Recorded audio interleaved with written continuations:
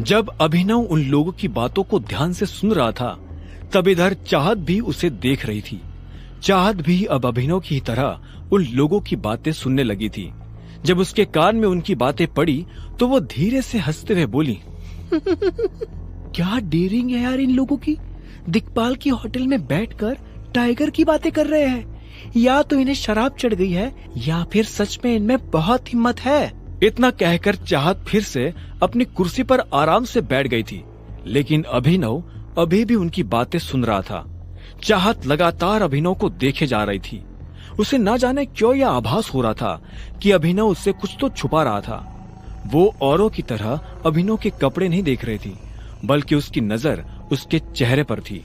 उसकी आंखें, उसके बाल और उसकी त्वचा देखकर चाहत को ऐसा लग रहा था कि अभिनव किसी बड़े परिवार का वारिस था और वो इस चीज को छुपाने की कोशिश कर रहा था। लेकिन चाहत ने इस बारे में उससे आगे बात नहीं की। टाइगर सबसे बेस्ट है। इंडिया में तो क्या, आउट ऑफ इंडिया भी कोई उनका मुकाबला नहीं कर सकता। दिक्पाल तो दूर दूर तक नहीं, जॉनी ने कहा। उसके मुंह से ये सुनते ही एक आदमी ने जॉनी के मुंह पर अपना हाथ रखा और बोला, तुम्हारा टाइगर को लेकर जो ये प्यार है ना, ये तुम्हारी जान ले लेगा प्यारे। जैसे ही दूर बैठे अभिनव ने ये सुना तो उसके चेहरे पर मुस्कान आ गई। इतने में तीसरे आदमी ने कहा, हाँ यार, ये जॉनी हमें मरवा देगा। मुझे लगता है कि हमें यहाँ से निकल जाना चाहिए। तभी अभिनव की नजर एक काले सूट पहने आदमी पर पड़ी। उसने आंखों पर चश्मा लगा रखा था और काफी देर से उन तीनों को देख रहा था। जैसे ही वो तीनों आदमी अपनी जगह से उठकर वहां से बाहर निकले, वो आदमी भी उनके पीछे पीछे जाने लगा। जब वो अभिनव के बगल से निकला तो अभिनव ने देखा कि उसके पास एक बंदूक थी। अभिनव को ये समझने में देर नहीं लगी थी कि वो दिक्पाल का आदमी था।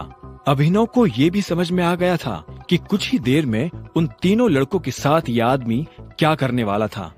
अभिनव! जब अभिनव अपने ख्यालों में खोया हुआ था, तभी चाहत ने चिल्लाते हुए कहा और उसे उसके ख्यालों से बाहर निकाल दिया। अभिनव ने उसे देखा और बोला, क्या कह रही थी तुम मेरी दोस्त से झूठ बोल रहे हो। कौन सी दोस्त? अनन्या! चाहत ने जोर देते हुए कहा। अभिनव को एहसास हुआ कि उससे गड़बड़ हो गई थी।